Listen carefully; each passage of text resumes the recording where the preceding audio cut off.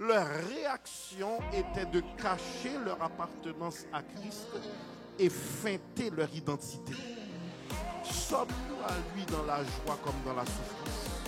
Il y a des embûches qui sont sur la route. Avant, elle t'aurait fait démissionner. Mais ce matin, je déclare que tu avances malgré ces embûches.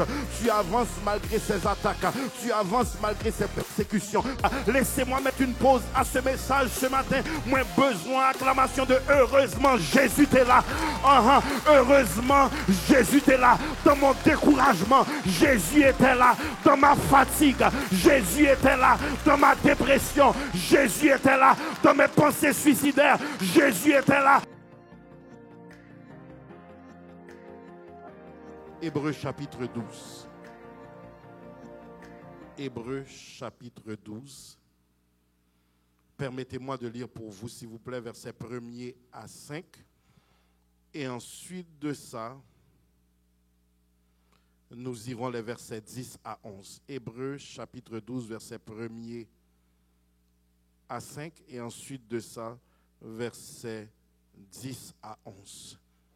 Je lis pour vous. Nous donc aussi, puisque nous sommes environnés d'une si grande nuée de témoins, rejetons tout fardeau et le péché qui nous enveloppe si facilement et courons avec persévérance dans la carrière qui nous est ouverte, ayant les regards sur Jésus, le chef et le consommateur de la foi,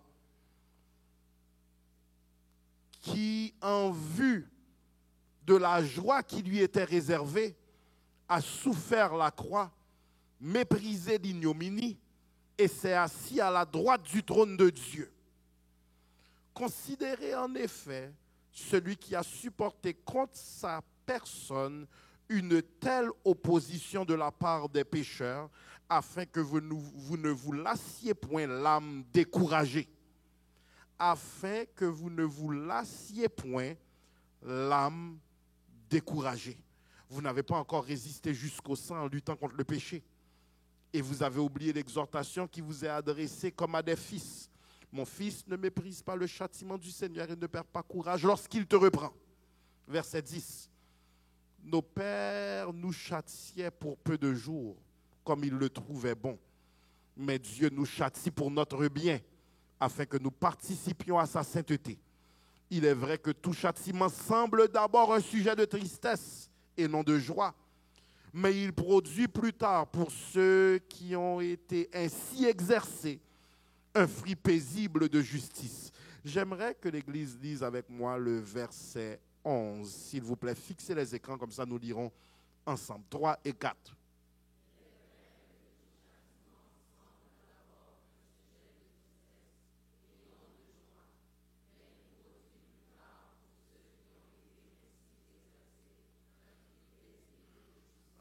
Regarde la personne à côté de toi avec toute ton autorité et toute ta joie. Dis-lui la joie de la souffrance.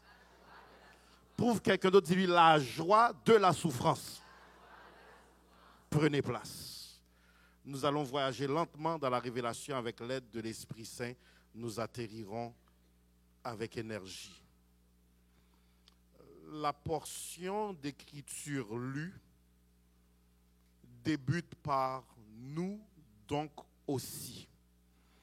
Ça débute par nous donc aussi. Cela signifie que c'est une phrase de transition importante servant à accentuer les propos du chapitre 11 concernant la galerie des héros de la foi. Laissez-moi reprendre.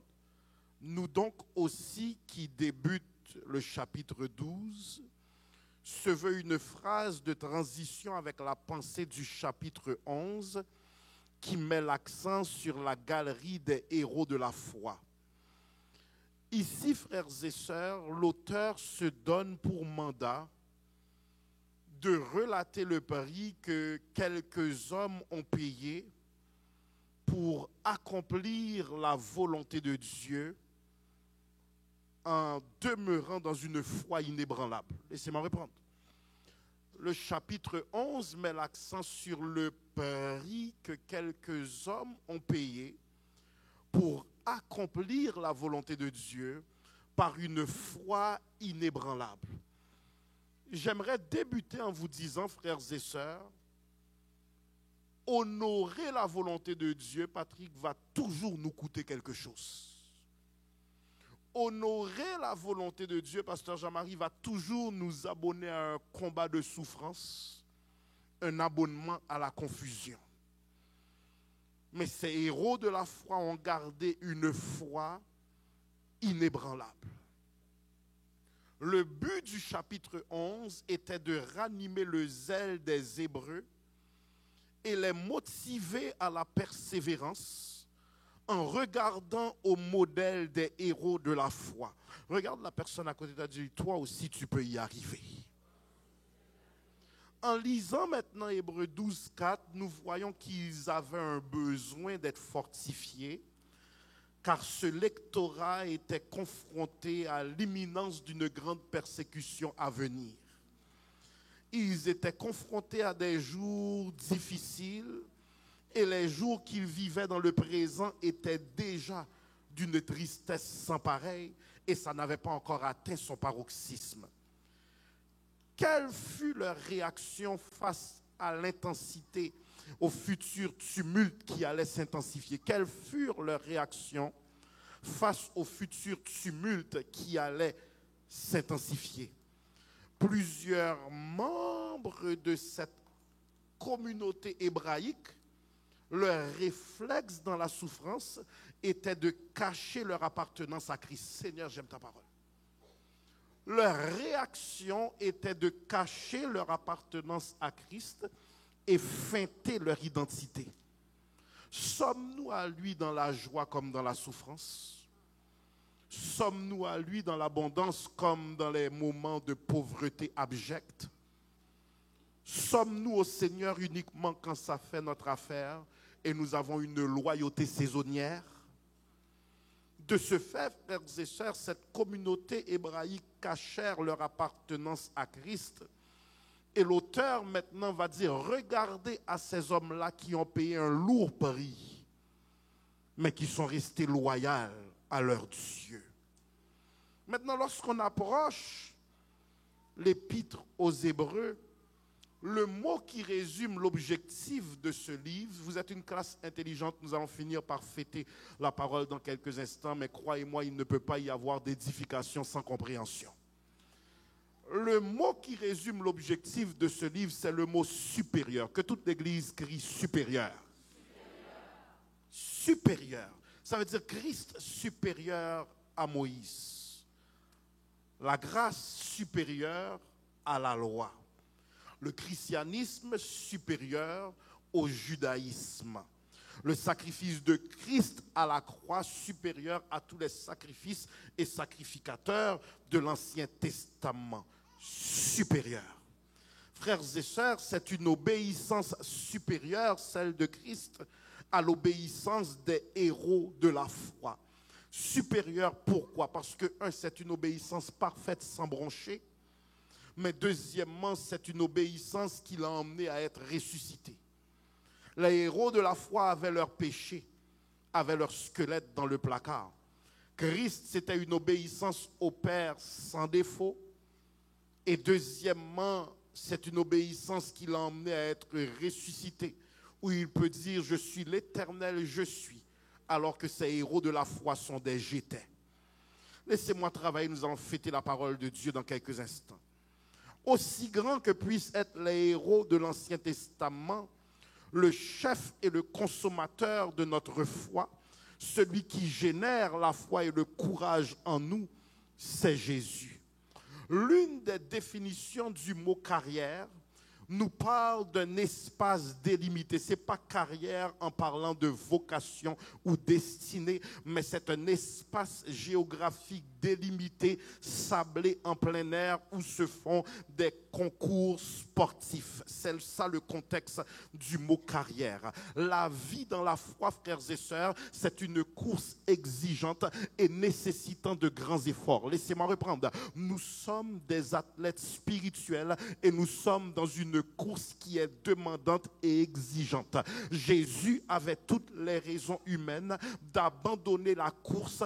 Tout de même, il a parcouru la carrière d'un bout à l'autre. Il y a des courses dans lesquelles vous êtes, la fatigue s'installe, la lassitude s'installe, la dépression s'installe, mais il faut terminer la course. Seigneur, j'aime ta parole. Et c'est de cette optique maintenant que Paul va parler, ministre Sabine, de l'ultime réussite dans la vie. Ce n'est pas celui qui aura acheté des grands biens, ce n'est pas celui qui sera devenu millionnaire ou milliardaire, mais c'est celui qui pourra dire ces paroles à la fin de sa course, qui aura parcouru d'un bout à l'autre la carrière, et cette personne dira: j'ai combattu le bon combat, j'ai achevé la course, j'ai gardé la foi, j'ai achevé la course. Ça veut dire quoi? J'ai encaissé sans démissionner, j'ai souffert sans abdiquer, j'ai adoré dans la souffrance sans perdre ma loyauté,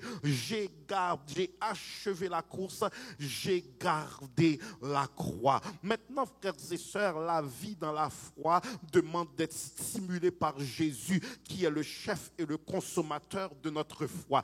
Il ne nous demande pas de passer par un examen qu'il n'a pas lui-même effectué. Au contraire, son examen était bien plus dur que le nôtre. Il ne nous demande pas d'emprunter un chemin qu'il n'a pas emprunté. Son chemin était bien plus épineux que le nôtre. Il ne nous demande pas de porter une croix qu'il n'a pas portée. Sa croix était son instrument de mort, tandis que notre croix, c'est un instrument d'engagement. Frères et sœurs, Hébreux 4:15 de déclarer: car nous n'avons pas un souverain sacrificateur qui ne puisse compatir à nos faiblesses.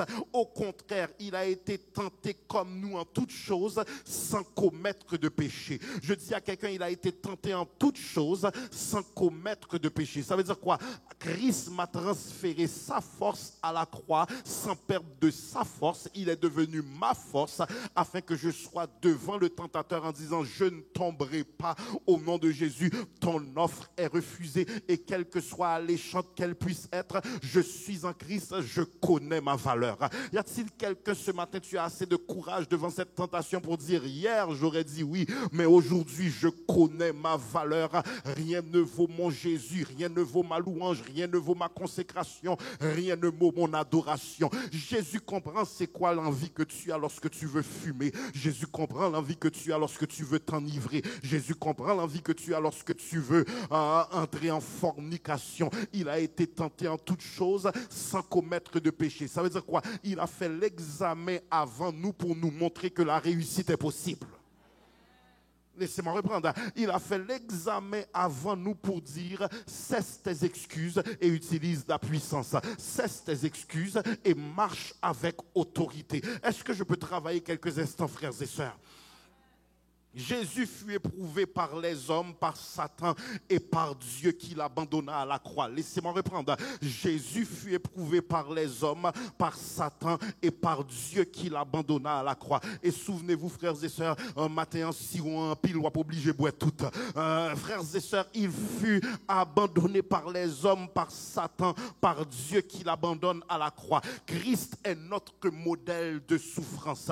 Premier point, frères et sœurs, Christ est notre modèle de souffrance dans l'épreuve. Voyons trois caractéristiques de Jésus dans sa course, alors qu'il a parcouru la carrière du début jusqu'à la fin. Voyons trois caractéristiques de Jésus. Premièrement, dans sa course, il était obéissant. Philippiens 2:8 de déclarer, il s'est humilié lui-même, se rendant obéissant jusqu'à la mort, même jusqu'à la mort de la croix. Je vous ai dit, frères et sœurs, cette fin de semaine, la semaine dernière, il aurait pu descendre. Les clous n'avaient pas de puissance pour le garder à la croix. Les soldats n'avaient pas de puissance pour le garder à la croix. La couronne d'épines n'avait pas de puissance pour le garder à la croix. Ce qu'il a gardé à la croix, c'est la colle de l'amour. C'est la colle de l'amour. Il dit, je dois accomplir cette mission pour sauver les hommes. Et ensuite de ça, ces paroles d'obéissance l'emmènent à dire l'une de ses dernières paroles avant de trépasser. Tétélestai, tout est accompli. Ça veut dire quoi? J'ai été obéissant à la mission que le Père m'a confiée du début jusqu'à la fin. Il a parcouru sa course premièrement avec obéissance. Il a deuxièmement parcouru sa course avec patience. Répétez avec moi, obéissance. Patience. Hébreux 12:3. Considérez en effet celui qui a supporté contre sa personne une telle opposition de la part des pécheurs, afin que vous ne vous lassiez point l'âme découragée. Il a souffert pour toi et pour moi. Il a pris l'enfer dans son corps et sur son corps, afin que je n'aille pas en enfer. De ce fait, frères et sœurs, il a souffert afin de me transférer force. Il a souffert afin de me transférer puissance. Cesse de te comporter comme un faible devant le diable, tu es puissant. Cesse de te comporter comme un défait devant le diable, tu es vainqueur. Ne marche pas l'âme découragée et lassée. Troisième caractéristique de Jésus dans sa course, il a fonctionné avec amour. Il a fonctionné avec amour. Romains 5:8 de dire, mais voici comment Dieu nous montre l'amour qu'il a pour nous. Alors que nous étions encore des pécheurs, Christ est mort pour nous. Durant l'agonie de la croix, frères et sœurs, l'amour était sa seule dose d'énergie. Vous imaginez Jésus assoiffé, il n'y a rien qui puisse étancher sa soif. Il est sur la croix et il dit, et on lui donne du vinaigre. Mes frères et sœurs, la seule chose, sa chair aurait pu lui dire, descends et prouve qui tu es, descends et montre-leur que tu es l'incarnation visible du Dieu invisible, démontre que tu es Dieu. Mais il a dit, non, j'ai une mission d'amour et il doit compléter la course. Quel sauveur merveilleux je possède. Il fut sacrifié pour moi. Il est tellement lié par l'alliance de l'amour. Il regarde, frères et sœurs, sa mère qui devrait être le cadet de ses soucis, et il regarde l'apôtre de l'amour, à savoir Jean, et il dit, mère, voilà ton fils, fils, voilà ta mère. Il regarde d'autres qui tirent ses vêtements au sort et qui sont rempli de sarcasme, tandis qu'il est en agonie, mais avec son peu de force, il dit, Père, pardonne-leur, car ils ne savent pas ce qu'ils font. Il est dans l'agonie, frères et sœurs, alors qu'un brigand à la croix se croit sarcastique et croit que Jésus est lui-même un bandit. Un autre dit, Seigneur, souviens-toi de moi lorsque tu seras au paradis. Et avec son peu de force, il dit, aujourd'hui même, tu seras avec moi dans le paradis. Frères et sœurs, si ce n'est pas l'amour, c'est quoi? Si ce n'est pas la compassion, c'est quoi? Jésus à la croix, frères et sœurs, était obéissant dans sa mission. Dans son pèlerinage terrestre, il était patient dans l'affliction et il était en tout temps plein d'amour. Les chapitres 11 et 12 nous mettent dans un sandwich d'encouragement, nous mettent, frères et sœurs, dans un sandwich de stimulation. D'un côté, nous avons les héros de la foi qui disent, nous avons réussi la course sans abandonner. De l'autre côté du chapitre 12, nous avons Jésus qui est notre stimulation et qui dit, je suis le consommateur de notre foi. Je suis le consommateur de ta foi. Je suis venu prophétiser sur quelqu'un ce matin, ta foi augmente au nom de Jésus. Ton courage dans la course augmente au nom de Jésus. Ton endurance, Seigneur, j'aime ta parole. Je ne sais pas pour qui je parle ce matin, mais je suis venu dire ton endurance augmente au nom de Jésus. Il y a des embûches qui sont sur la route. Avant, elles t'auraient fait démissionner. Mais ce matin, je déclare que tu avances malgré ces embûches. Tu avances malgré ces attaques. Tu avances malgré ces persécutions. Tape la personne à côté de toi et dis, au nom de Jésus, rien ne peut t'arrêter. De ce fait, frères et sœurs, d'un côté au chapitre 11, nous avons la stipulation qui vient des héros de la foi, et de l'autre côté au chapitre 12, nous avons Jésus qui est le consommateur de notre foi, et nous sommes au milieu. Nous recevons l'encouragement du côté 11, nous recevons l'encouragement du côté 12. Frères et sœurs, la course contre le péché, lorsqu'on parle de nous sommes des athlètes, nous combattons contre quoi? Nous courons loin du péché. Il y a une course contre le péché. Le domaine sportif, frères et sœurs, peut nous enseigner de grandes leçons spirituelles. Ainsi, frères et sœurs, deux choses sont requises dans la course. Pour courir contre le péché, frères et sœurs, il nous faut comprendre que dans la course chrétienne, rien de trop pesant pour ne pas être accablé. Laissez-moi reprendre. Dans la course chrétienne, regarde la personne à côté de toi, dis, athlète, porte attention. Tu ne dois avoir rien de trop pesant pour ne pas être accablé et rien qui ne s'attache à toi pour t'arrêter. Est-ce que je peux reprendre? Rien de trop pesant pour ne pas être accablé et rien qui ne s'attache à toi pour t'arrêter. Tu ne dois pas être accablé par quoi? Seigneur, j'aime ta parole. Je parle à quelqu'un ce matin, tu es handicapé dans ta course. Tu es accablé dans ta course. Tu es ralenti dans ta course. Et tu vois le championnat s'éloigner et s'éloigner et les autres ont une longueur d'avance, mais toi tes pieds sont embarrassés et tu ne peux pas courir de point de vue spirituel. Tu n'as pas le droit d'être accablé. Nous sommes accablés par quoi, frères et sœurs? Les difficultés de la vie, les soucis, le poids des problèmes, l'affliction dans les pensées, la douleur et le chagrin dans le cœur, l'attachement aux choses terrestres. On ne court pas bien parce qu'on a un fardeau pesant, mais on court uniquement bien si on a le cœur léger. Nous sommes accablés, frères et sœurs, par l'endettement, par les tristesses, et nous sommes arrêtés dans notre course par quoi? Par le péché de l'hypocrisie, le péché de l'orgueil, le péché de la médisance, le péché de la fornication, le péché de l'adultère. Regarde la personne à côté de toi et dis, ce matin le Seigneur te rend libre. Cours au nom de Jésus.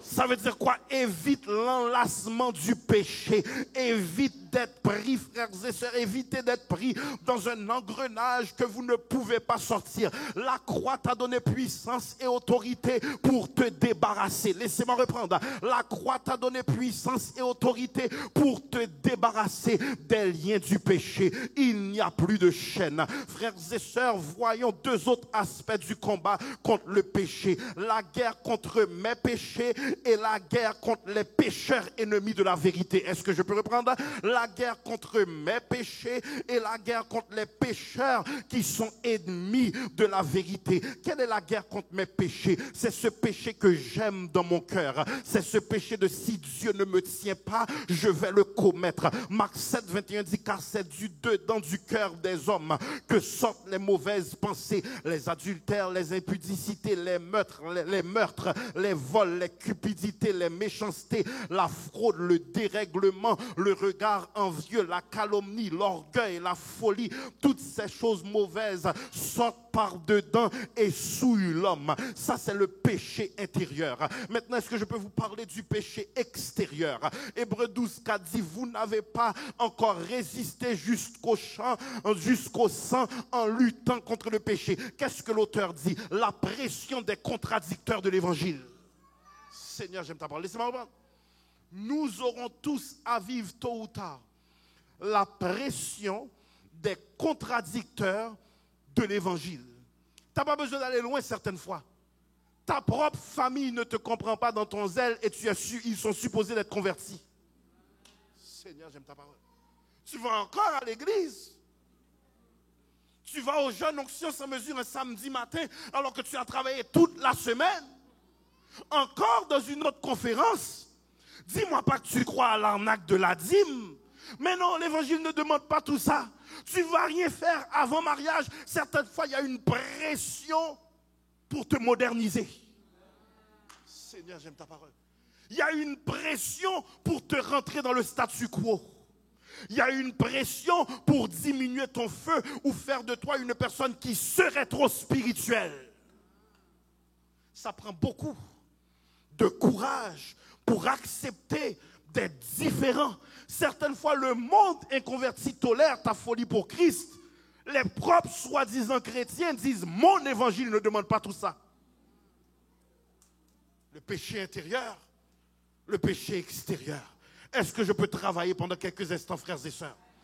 De ce fait, frères et sœurs, les Hébreux n'avaient pas connu le martyre comme plusieurs des héros de la foi. Au chapitre 11, certains héros de la foi sont morts pour la cause de l'évangile. Au chapitre 12, Jésus est l'exemple du modèle de la foi qui a été crucifié. Mes frères et sœurs, celui qui se tient debout contre le péché doit se préparer à livrer bataille contre le royaume des ténèbres. En Hébreux 11, 37, on vous montre que certaines personnes qui se sont tenues pour Dieu ont été lapidées, sciées, torturées. Elles moururent tuées par l'épée. Elles allèrent ça et là vêtues de peau de brebis et de peau de chèvre, dénuées de tout, persécutées, maltraitées. Et la Bible dit en 2 Timothée 3,12, or tous ceux qui veulent vivre pieusement en Jésus-Christ seront persécutés. Savez-vous pourquoi ce matin nous avons un rapport distant avec ce message? Parce que nous avons un évangile occidental. Laissez-moi reprendre. Ce matin, j'avais un choix entre mes voitures pour venir ici. Tu avais le choix entre ta voiture ou une autre voiture. Si tu n'as pas de voiture, tu avais le choix entre la STM ou le taxi. Tu avais le choix de prendre Uber. Tu avais le choix de prendre une bicyclette. Ou pour appeler un ami, passe me chercher. Je vais au CUM ce matin. Tu as des options. Mais tu ne penses pas à cette personne dans un pays tiers-mondiste qui se lève à 5 heures du matin pour aller au service de 8 heures du matin et qui n'a pas d'argent pour même prendre un petit tap-tap, mais qui marche avec joie et elle n'a pas de AirPods pour s'encourager tandis qu'elle marche. Elle n'a pas de Wi-Fi sur son téléphone pour s'encourager pendant la marche. Cette personne doit peut-être faire des chemins tortueux parce que dans la zone où elle vit, il y a kidnapping. Mais tandis que nous sommes habitués dans la présence de Dieu, il y a quelqu'un arrivé dans la maison de Dieu chaque semaine. C'est un miracle en soi.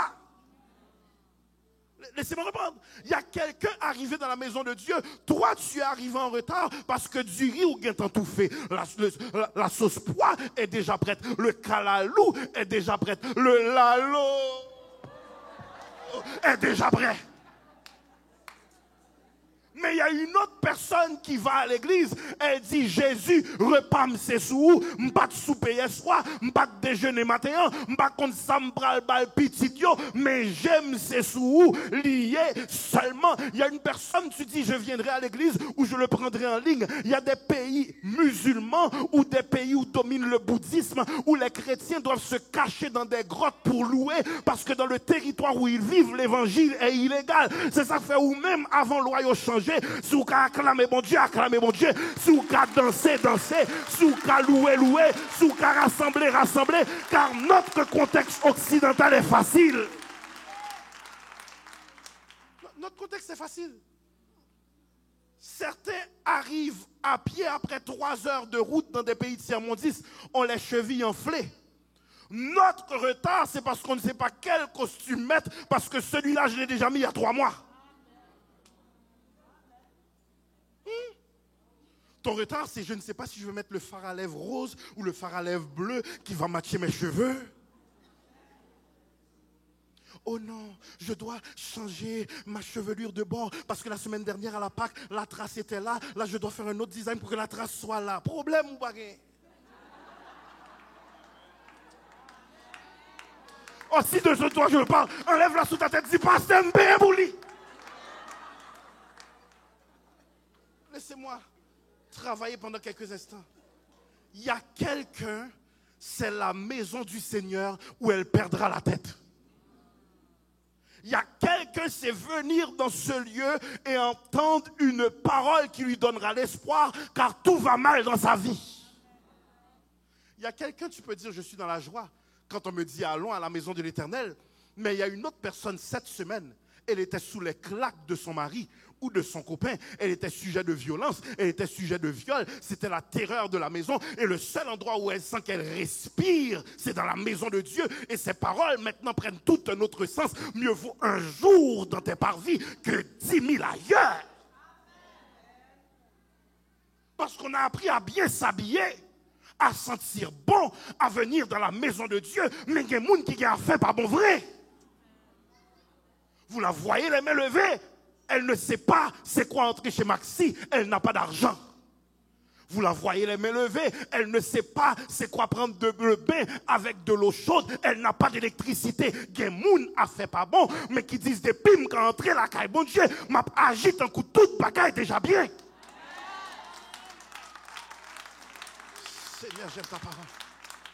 De ce fait, frères et sœurs, 1 Pierre 2, 21, or c'est à cela que vous êtes appelés, car le Christ aussi a souffert, vous laissant un modèle afin que vous suiviez cette race.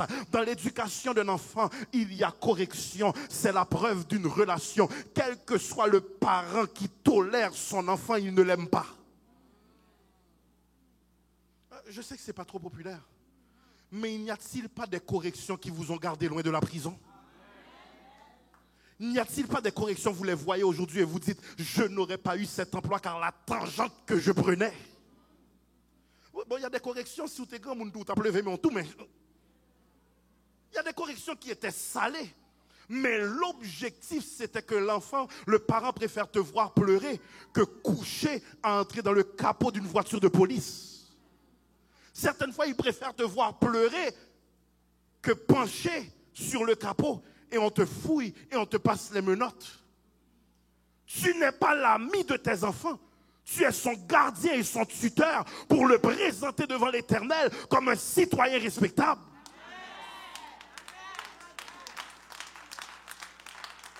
Tu veux t'habiller comme elle, tu veux parler comme elle, c'est pas de t'abandonner à la vieillesse, mais c'est de comprendre qu'un temps vient où tu dois rire avec lui, mais un autre temps tu frappes ton pied, tu dis, dans ma maison ça ne passe pas.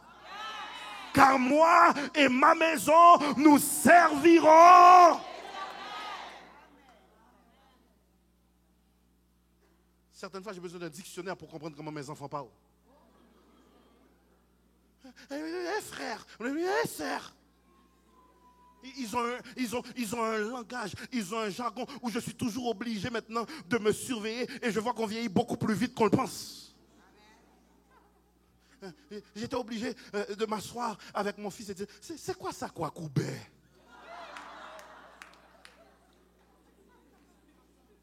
De ce fait, frères et sœurs, jusqu'à présent, je ne sais pas qu'on est. Mes frères et sœurs, dans l'éducation d'un enfant, il y a correction. La correction, c'est la preuve d'une relation. Celui qui est en autorité et ne corrige pas n'aime pas. Hébreux 12, 10, car le Seigneur châtie celui qu'il aime et il frappe de verge. Excusez-moi mes amis de la DPJ.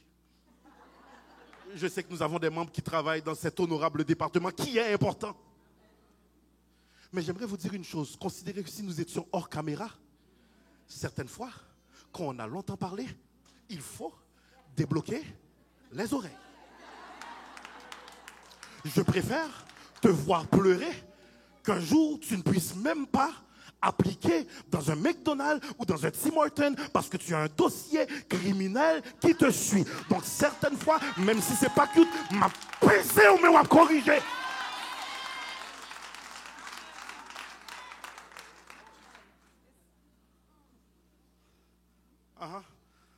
Parce que certaines fois, lorsque le système démissionne sur eux, tu dois dire, mon fils, ma fille n'entrera pas dans les statistiques. Et c'est pour cette raison qu'un parent doit avoir assez de courage et de caractère pour dire, excuse-moi jeune homme, pas dans cette maison, monte ton pantalon en cet instant. M'bavle ouais caleçon d'ailleurs par contre qui j'en pour la ville. Tu dois dire à la jeune fille qui se sent cute, excuse-moi, tu vas apprendre c'est quoi être cute pour Jésus. Tu vas mettre un pantalon où tu respires un peu mieux. Tu vas mettre une jupe qui couvre un peu tes deux jambes pour Jésus. Mais ça ne passera pas dans ma maison, car moi et ma maison, nous servirons l'Éternel. Plutôt petite l'en crier parce que lorsque le parent pleure, c'est souvent trop tard. Seigneur, j'aime ta parole. Est-ce que je peux travailler pendant quelques instants? De ce fait, frères et sœurs, Jésus, son sirop. De ce fait, frères et sœurs, c'est important de comprendre que Christ est source d'énergie. Il dit au verset 12, fortifiez donc vos mains languissantes et vos genoux affaiblis et suivez avec vos pieds des voies droites afin que ce qui est boiteux ne dévie pas mais plutôt s'affermisse. Ici l'auteur reprend la métaphore de la course. Les croyants frères et sœurs, ils paient le prix de la discipline. Ils sont épuisés et fatigués dans la course, mais ils doivent prendre autorité et trouver un second souffle. Frères et sœurs, quel est ce second souffle? Je parle à une personne ce matin qui est fatiguée, qui est découragée. Je veux te dire ce matin, il y a un second souffle. Prends une bonne respiration. Expire. Je suis venu dire à quelqu'un ce matin, tu es asphyxié et en train de suffoquer sous le poids de la persécution. Tu entres à la maison, ça ne fonctionne pas. Tu vas au travail, tu es victime d'injustice et de racisme. Tu vas à l'école, tu es ostracisé et sans amis. Ce matin, je parle à quelqu'un qui a besoin de second souffle. Et vous me dites, Pasteur Bissi, comment vais-je avoir ce second souffle? Le secours me vient de l'Éternel qui a fait les cieux et la terre. Laissez-moi mettre une pause à ce message ce matin. Moi, besoin acclamation de heureusement Jésus est là. Heureusement Jésus est là. Dans mon découragement, Jésus était là. Dans ma fatigue, Jésus était là. Dans ma dépression, Jésus était là. Dans mes pensées suicidaires, Jésus était là. Dans mon affreux divorce, Jésus était là. Dans mon congédiement injuste, Jésus était là. Lorsque mon père et ma mère m'ont abandonné, Jésus était là. Ce matin, reçois le second souffle et dis à Satan, ce n'est pas terminé. Au nom de Jésus, moi la pirate, m'a chanté toujours, m'a adoré toujours, m'a dansé toujours, m'a chanté dans le soleil, dans le fait noir, n'importe ça crivé, m'a content, femme ranger, pas capable d'arrêter, papa me ranger comme ça, la joie de la souffrance. Le vendredi, ils ont crucifié Jésus, il avait l'air du défait du vendredi. Samedi, Satan et ses démons étaient en fête. Mais le dimanche matin, Jésus a connu la joie de la souffrance en disant tout pouvoir m'a été donné dans le ciel et sur la terre. Tape la personne à côté de toi, dis ça t'est doué fait comme ça. Yes, faut vieux copain ça t'est allé pour me joindre Marie. Faut vieux copine ça t'est allé, Jézabel ça t'est allé pour me marier. Faut yo te mettre dehors pour me réussir ouvrir business moi. Faut me prendre déception dans le ministère moun pour m'établir tête moi. La joie dans la souffrance.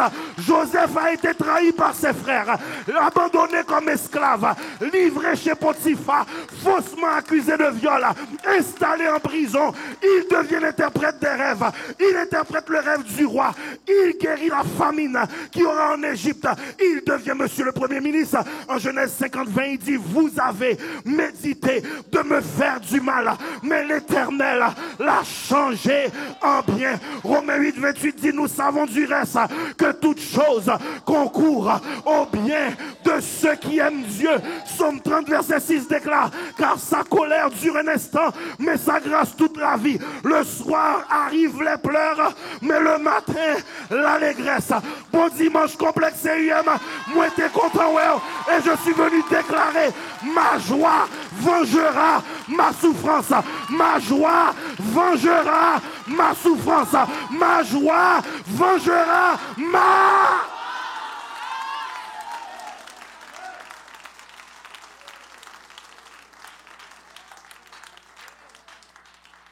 Car derrière chaque attaque et persécution se cache une couronne et une promotion.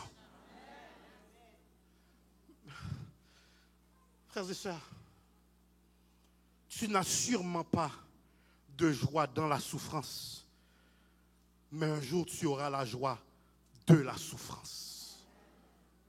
Tu n'as sûrement pas de joie dans la souffrance, mais un jour tu auras la joie de la souffrance. Et tu diras, ça n'aurait pas pu être fait autrement. Je parle même à une personne qui est divorcée. Rien ne vaut ta paix. N'as-tu pas remarqué que tu commences à faire seul ce que vous ne pouviez pas faire à deux? Et vos enfants fonctionnent mieux que lorsque vous étiez à deux dysfonctionnels, car si tu es mal accompagné, tu es quand même seul. Seigneur, j'aime ta parole. Tu n'as peut-être pas la joie dans la souffrance, mais un jour tu auras la joie de la souffrance. Et tu diras, ça t'est doué fait comme ça. Faut te abandonner, faut te quitter, faut te longer doit sous moi. Et maintenant ma joie devient la vengeance de ma souffrance. Je dis à quelqu'un qui a souffert et qui a été humilié publiquement, prépare-toi pour une élévation publique. Savez-vous ce que j'aime avec mon Dieu? Il ne permettra pas que mon ennemi soit absent de mon action de grâce. Il manquerait à ma joie si ceux qui ont fait le complot ne sont pas présents lorsque Dieu m'élève. Leur bouche doit dire c'est l'Éternel qui est Dieu. Maintenant, suivez-moi bien, frères et sœurs. Vous imaginez qu'il y a des miracles que Dieu fait qui sont tellement spectaculaires? Le texte biblique de dire nous devrons payer des soldats pour dire que le cadavre du Christ a été volé. Si nous laissons savoir aux gens qu'il est ressuscité, nous sommes dans les problèmes. Il y a des gens qui ont vu Dieu vous élever. Et qui disent, non, moi, si son vieux qu'il a acheté.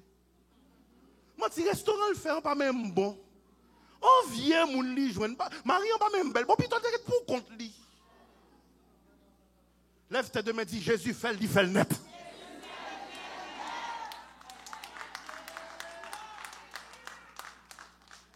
Ils essaieront de diminuer ton miracle, mais ils sont frustrés par l'évidence qui est devant eux. Lève tes deux mains, dis Jésus fait, il fait net.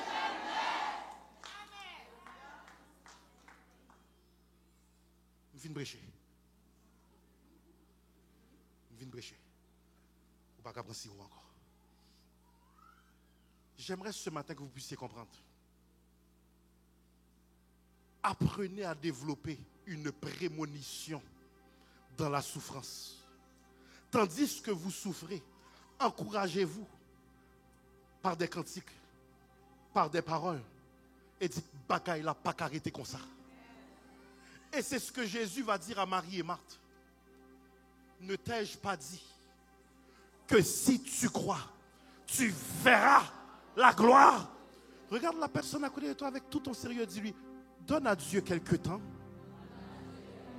Donne-lui quelques jours, quelques semaines, mais prépare ton action de grâce.